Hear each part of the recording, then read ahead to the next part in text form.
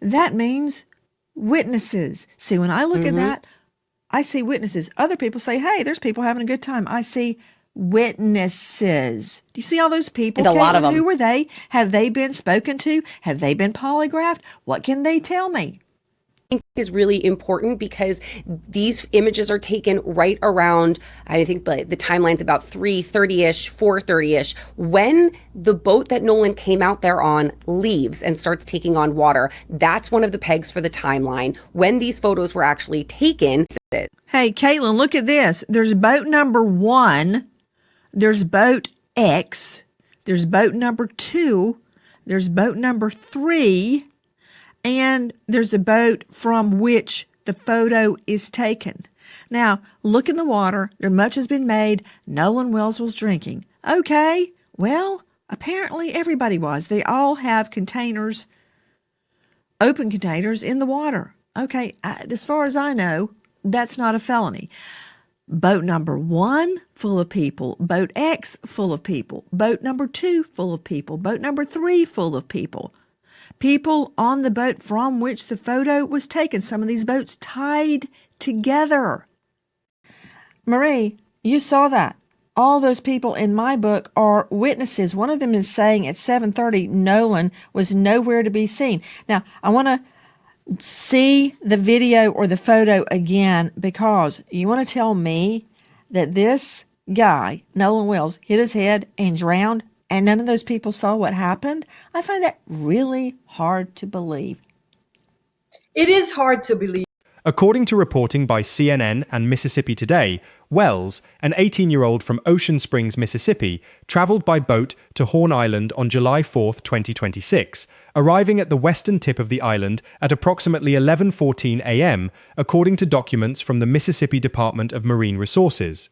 What happened between that arrival and his disappearance that afternoon remains, as investigators and journalists have repeatedly noted, an open question, one that the photograph described in this segment speaks to, without resolving.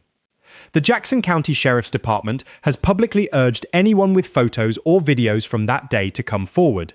As of the date of this broadcast, they had not made public statements identifying exactly who was present in the cove at what time. Well, what we're seeing here comes from this new report from the United Cajun Navy, and you're seeing several boats strung together. This is one of the first images that we've seen of this certain configuration of boats there.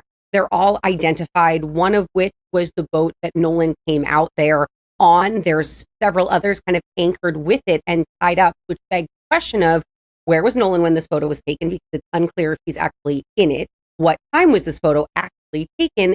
So what you're seeing here is, as you said, a potential pool of witnesses. Here, the Vice President of the United Cajun Navy, a Louisiana-based volunteer search and rescue organization, explains to the host exactly what the group did and did not do. He is careful to clarify that the organization is not a law enforcement body and did not conduct a criminal investigation. Instead, they solicited photos and videos from members of the public who were in the area on July 4th, compiled them, and published what they describe as a timeline document. He notes that the photographs were not taken by the organization, they were submitted by people who were trying to help. This distinction matters. In any active investigation, evidence gathered by private citizens rather than law enforcement operates under different evidentiary rules. Investigators can compel records, subpoena device data, and apply forensic authentication tools to photographs in ways a volunteer group cannot. As the Vice President himself notes in this segment, law enforcement may already have seen all of the same material. The Jackson County Sheriff's Department has separately stated, according to multiple reports, that dozens of witnesses had been interviewed, though the department has not publicly detailed who those witnesses are or what they said. The United Cajun Navy's timeline report exists as a public-facing effort to organize submitted material, not as a substitute for that official process. First of all, I want to thank you for calling this report what it is, and that's a timeline. And some people have called it an investigative report, and that's not accurate because, as you know, we're not investigators. And what we did, Nancy, was we asked our followers, say, hey, if anybody was there that day, you have pictures, videos, whatever, send it to us just so we can go through it, see if there's anything relevant. We took all that information and compiled it into a just one digestible report of things we thought were relevant and could be helpful. Maybe they're not. Maybe law enforcement's already seen all this and it's nothing new to them. But we just wanted to be transparent about what we received. So going back. The Cajun Navy Vice President is asked directly, what time were these photographs taken? His answer is careful. Timestamps on shared or screenshotted photos, he explains, may reflect when an image was screenshotted or reshared, not when it was originally taken. Because of this, the organization noted in its published report that it could not verify timelines from digital metadata alone. He adds that the group used shadows and sun position in the images to estimate that some were taken in the late afternoon, but emphasizes this is an estimate, not a confirmed time. This is an important general point about photographic evidence in investigations of this kind. Digital metadata, the embedded data that records when a file was created, can be reliable, but it can also be altered, and screenshots or copies of images inherit the timestamp of the copy, not the original photograph. Investigators working with original device data through proper legal process have access to more robust tools, including the original EXIF data from the camera or phone that took the picture. Whether any of the photographs publicly circulating in this case have been subjected to that kind of forensic review by law enforcement has not been confirmed. What the volunteer organization was working with, as described here, was submitted copies. Useful as a starting framework, but with explicit limitations noted in the report itself. We don't know definitively times on all these because even though they're time stamped, it could be a time when it was screenshotted, stamped, not necessarily the original photograph. So we were very careful to denote that in our report that we can't verify timelines, although based on shadows and positions and things like that, we can determine that some of these, as noted, are taken in the late afternoon.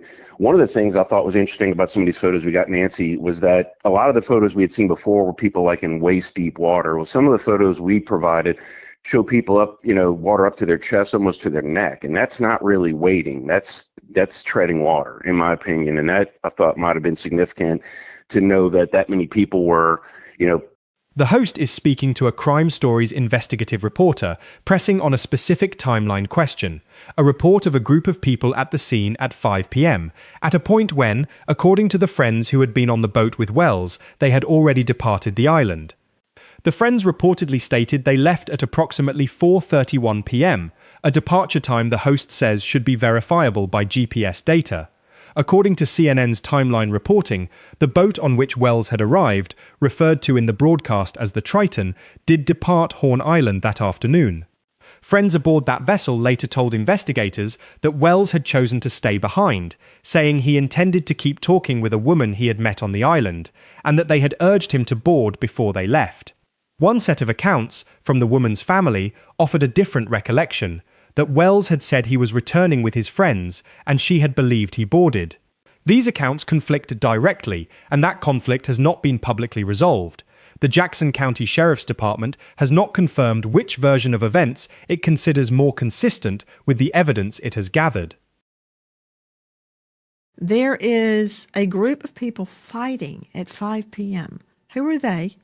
The friends say they leave at 4:31. That should be able to be verified through GPS. 5 p.m. Nolan, according to them, is still at Horn Island. Is he? Because by 7:30, witness states Nolan nowhere in sight. So where was he? He wasn't floating in the water. He wasn't on the shore. If he had A forensic expert, identified as a consultant to the show, is asked about a specific question. If someone had drowned in the water near the cluster of boats in the photographs, would the body have been visible? His answer is nuanced and instructive. He explains that not every drowning victim floats immediately. Depending on water temperature and other conditions, a body may sink initially and only surface later. He also raises a specific scenario relevant to this scene. If multiple boats were anchored in close proximity, a body in the water could be trapped beneath a vessel and not be visible from the surface. To be clear about what is and is not established, Wells's body was recovered on July 6, 2026, 2 days after his disappearance, from water near the northwest tip of Horn Island, according to multiple reports. The state autopsy has been completed by the Mississippi State Medical Examiner's Office, but its results have been sealed, pending presentation to a grand jury, according to statements from the District Attorney's Office. An independent autopsy commissioned by Wells's family returned a finding of cause and manner of death undetermined pending investigation, with the examining pathologist noting multiple limitations, including that the throat and larynx may not have been available for examination. What the forensic expert describes in this clip represents how drowning investigations generally work, not a specific conclusion in this case, which remains open. Bodies in the immediate that will go directly to the bottom. And there are those that do, in fact, float. So a lot of it is going to depend upon the temperature of the water many times. A lot of it's going to depend upon, is there anything else out there that could, let's see, how can I put this, that could, in fact, impede the body's ability to float to the top, like beneath a boat. And as you can see, there are a lot of boats out there. So if, in fact, that had occurred, you can actually have bodies that will be caught beneath other vessels. I've worked cases like that where they were looking around for someone, and they couldn't find them because the whole area was surrounded by vessels. And so there are a lot of elements that go into this, Nancy. The host reads from what she describes as a specific page of the Cajun Navy timeline report. She identifies the boat believed to have transported Nolan Wells to Horn Island, referred to as the Triton, as one of several vessels anchored together in the photograph. She states that, according to the report, the Triton later departed without Wells aboard, that the friends on that boat reported they had urged him to get on before leaving, and that his phone was on that boat when it left. The detail about Wells's phone is consistent with reporting by ABC News, citing family attorney Ben Crump, who stated that Wells's friends left the island with his phone. Crump also stated that when the family later received the phone, messages had been deleted. Law enforcement has not publicly confirmed or denied this account. The family's attorneys have indicated they are seeking to conduct a joint forensic examination of phones connected to the case, which they expect would involve the FBI if it proceeds, according to the Washington Informer. On page 12 of the United Cajun Navy report, it shows 3 boats and more anchored side by side, boat number 3, the Palm Beach, and also the Triton, we believe, which is the boat that took Nolan to Horn Island. It's also the boat that reportedly leaves, according to the occupants, without Nolan. A reporter on the panel raises a question that the host describes as one of the central unresolved points.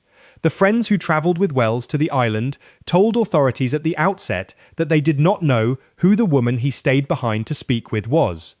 The question posed here is whether that account remained consistent throughout the investigation, and the reporter indicates it did not.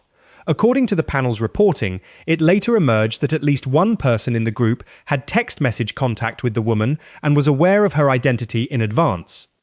The show refers to this woman by a first name throughout the broadcast. Per responsible coverage standards, she has not been charged with any crime and has not, as far as publicly available reporting reflects, given interviews or voluntarily entered the public conversation in a manner that warrants identifying her here. What the panel describes, conflicting statements between what friends initially said publicly and what subsequent reporting revealed, has been noted in media coverage of the case, including by the New York Post. The Jackson County Sheriff's Department has not publicly addressed what it has confirmed regarding these accounts.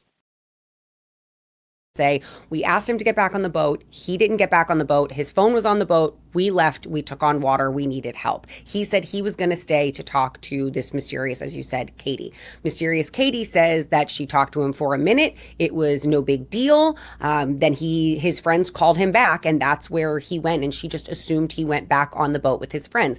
The issue I think that we're running into here is that the friends weren't just the 4 that you're seeing right here. There were multiple boats, 3 boats full of friends that came out. So could he have been going back to a second boat full of his friends while the Triton was gone, or were they referring to the Triton itself? That, I think, is where the biggest bit of confusion lays.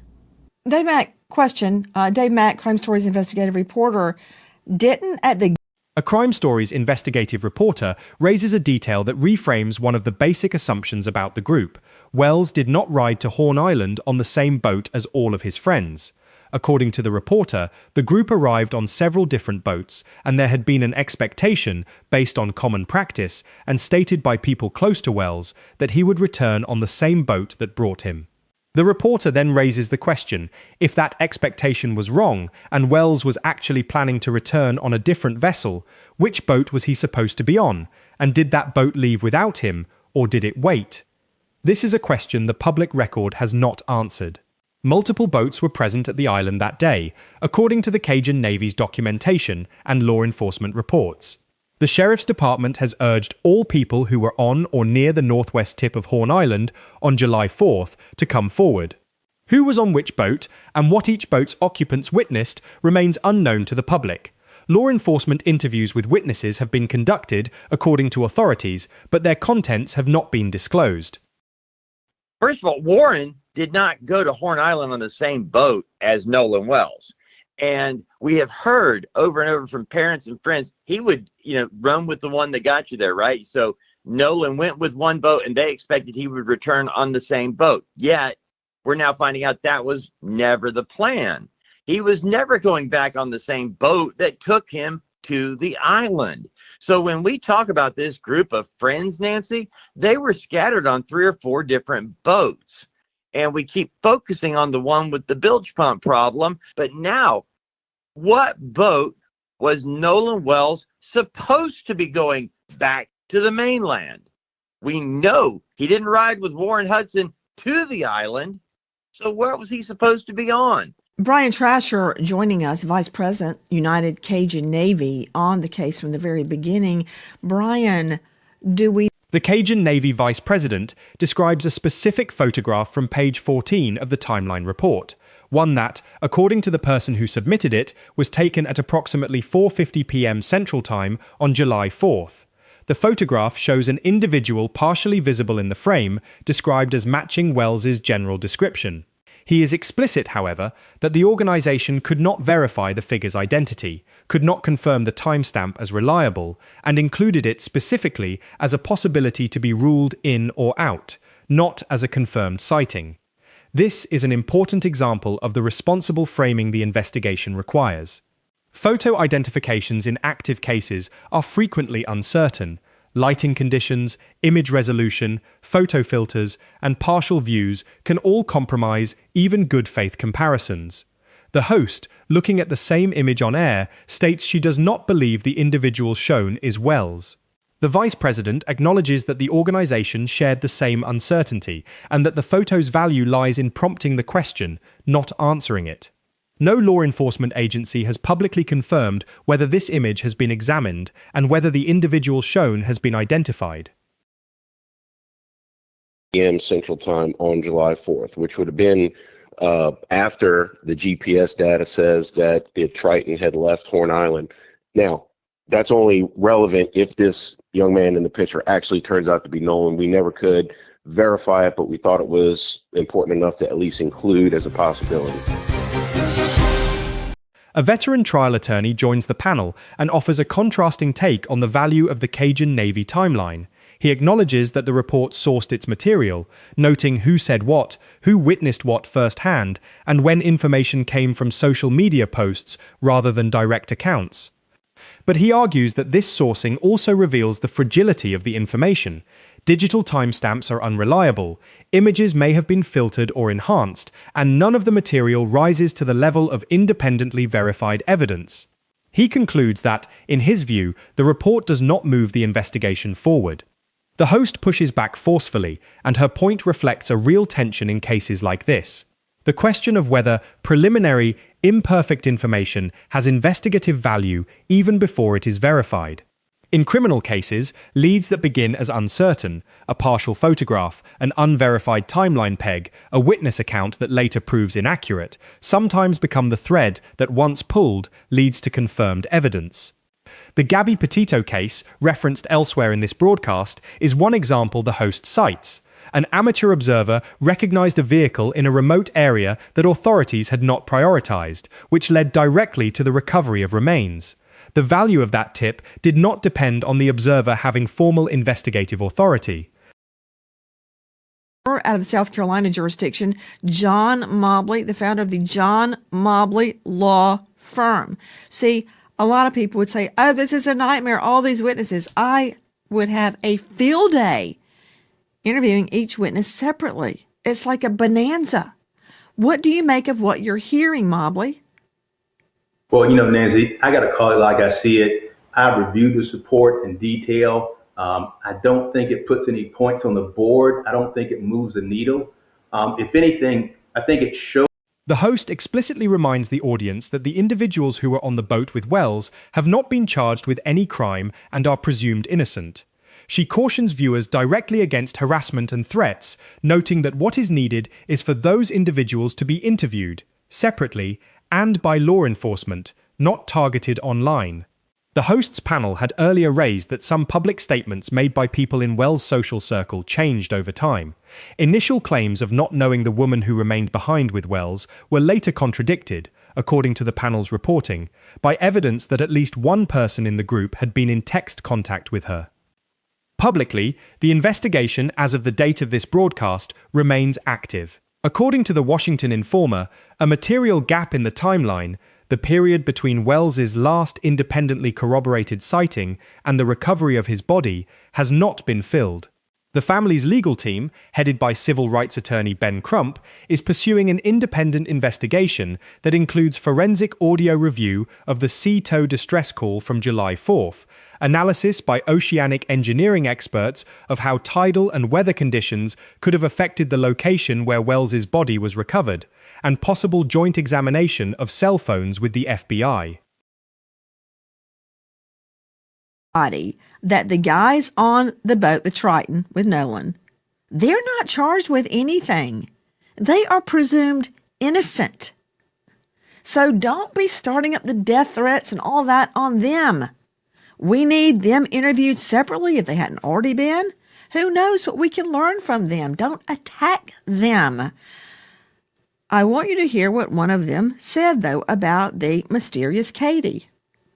Nolan Xavier Wells was 18 years old and from Ocean Springs, Mississippi. He had recently finished his senior year at Ocean Springs High School, where he played football, and was described by family attorney Ben Crump as a college-bound athlete.